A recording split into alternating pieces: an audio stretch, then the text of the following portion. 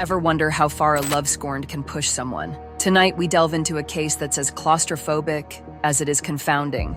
The Sarah Boone case. Was it a twisted game gone wrong, or a cold-blooded act of revenge sealed with a zipper? I'm Detective Obscura, and you're about to join me in declassifying and decoding the crimes that defy logic. Tonight, we unravel the chilling case of Sarah Boone, a Florida woman whose actions led to a crime as bizarre as it was horrifying. On a seemingly ordinary day, February 24, 2020, what began as an unsettling game turned into a slow, suffocating nightmare. Her boyfriend, Jorge Torres Jr., never made it out alive. Nearly 4 years later, on December 2024, justice caught up with Boone as she was convicted of second-degree murder. But the true horror lies in the details, the twisted circumstances, the eerie lack of remorse, and the method itself. The setting, a quiet home in Winter Park, Florida. The weapon, not a gun, not a knife, but something far more insidious. A suitcase, a confined space that turned into a death trap with no way out. To truly grasp this case, we must first understand the key characters in this chilling story. Sarah Boone, a 47-year-old woman, and Jorge Torres Jr., her boyfriend, were locked in a volatile relationship, one marked by tension, passion, and an undercurrent of something far darker. Jorge, at 42 years old, stood approximately 5 feet 2 inches tall and weighed just 103 pounds. From the outside, their relationship already appeared troubled, a fragile bond teetering on the edge of something unspoken. But from within, it was far more unsettling, an intricate web of doubt and turmoil, raising even deeper, more haunting questions. Was their connection truly built on love? Or was it merely the result of a tragic, toxic desire that neither could escape? Whispers of domestic disputes, allegations of abuse, and a tangled web of personal demons surrounded them.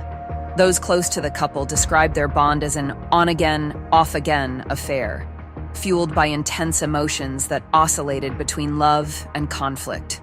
Control, codependency, and dysfunction seemed interwoven into the fabric of their daily lives. Sarah viewed herself as Jorge's rescuer, someone willing to withstand the storm in hopes of changing him. The exact origins of Sarah and Jorge's relationship remain hazy. Public records offer little clarity on how they met or how long they had been together. What is certain, however, is the instability that defined their time as a couple. Sarah's employment history was scattered across various service industry jobs, leaving her in a near-constant state of financial struggle.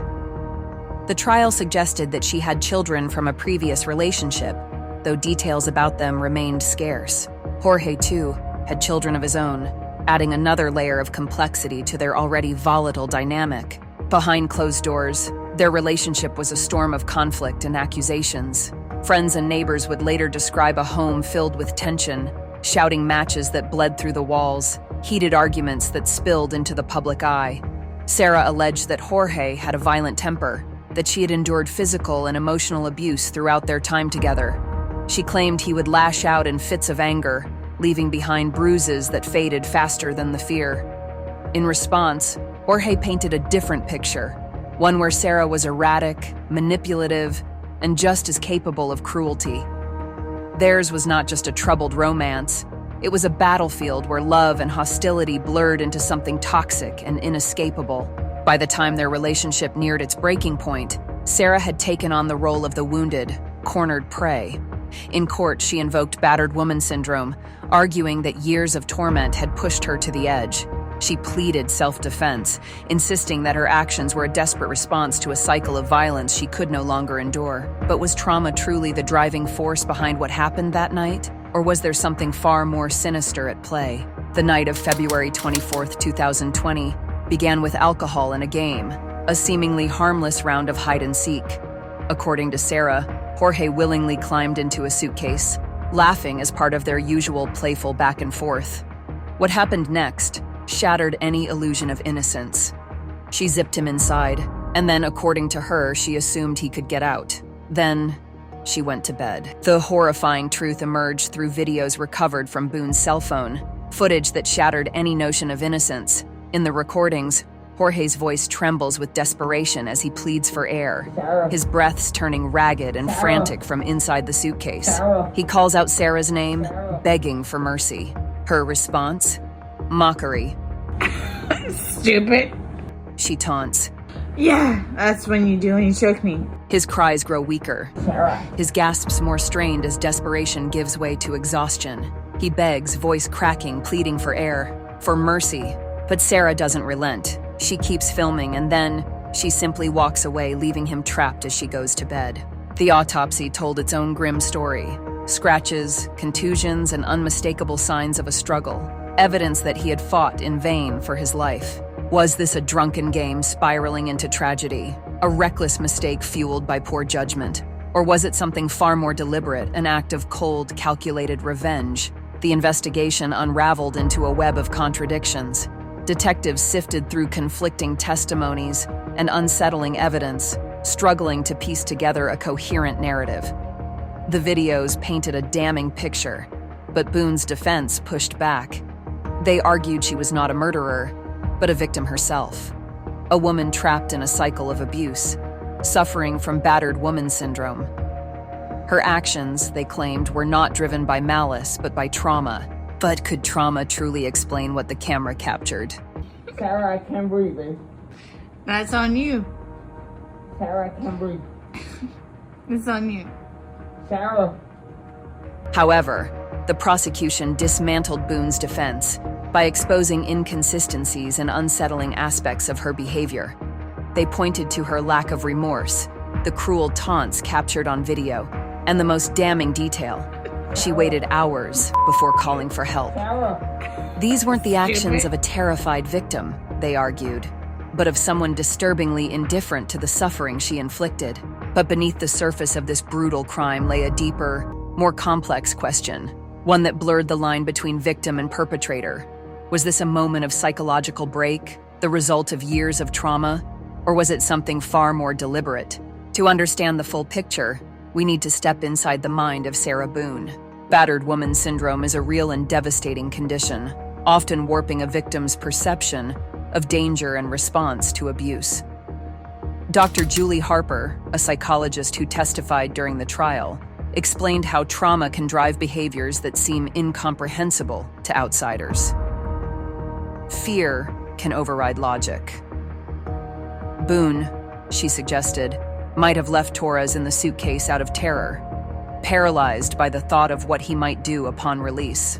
The defense painted a portrait of Boone as a longtime victim of domestic violence, claiming that Jorge was the aggressor. She described incidents where he physically harmed her, moments of brutality that, they argued, shaped her actions that fateful night. But was this truly the response of a battered woman pushed to the brink, or was it a calculated act cloaked in the language of trauma? Experts also suggested that Boone exhibited narcissistic tendencies, paranoia, and even sadistic behavior.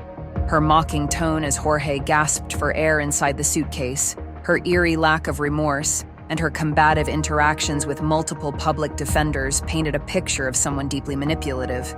One statement stood out, a chilling remark that it had been a good day. It wasn't just callous, it was damning. These behaviors raised unsettling questions. Was Boone merely a woman trapped in a cycle of abuse, or did she possess underlying traits of psychopathy or sociopathy? The intoxication that night complicated the psychological assessment, but it didn't erase the patterns of control, of emotional domination, of a desperate attempt to shape Jorge into the partner she wanted. And yet, Boone seemed to exist in a state of denial, unable or unwilling to fully acknowledge what she had done. Was she grappling with guilt, or simply with the fact that she had been caught? In the end, the jury rendered its verdict. Sarah Boone was found guilty of second-degree murder and sentenced to life in prison. But the questions linger. Was this a crime born of trauma and fear? Or was there a cold, calculated malice beneath it all? Did the relationship breed the violence? Or had the darkness always been there, waiting for the right moment to surface? The case may be closed, but the mystery remains. Was justice truly served, or is there more to the story than meets the eye? Share your theories in the comments below. And if you're drawn to the shadows, if you dare to keep searching for the unsettling truth, subscribe for more declassified cases. Piece of advice: most monsters in our world don't hide under our beds. They hide behind smiles and in plain sight. Stay curious. Stay safe.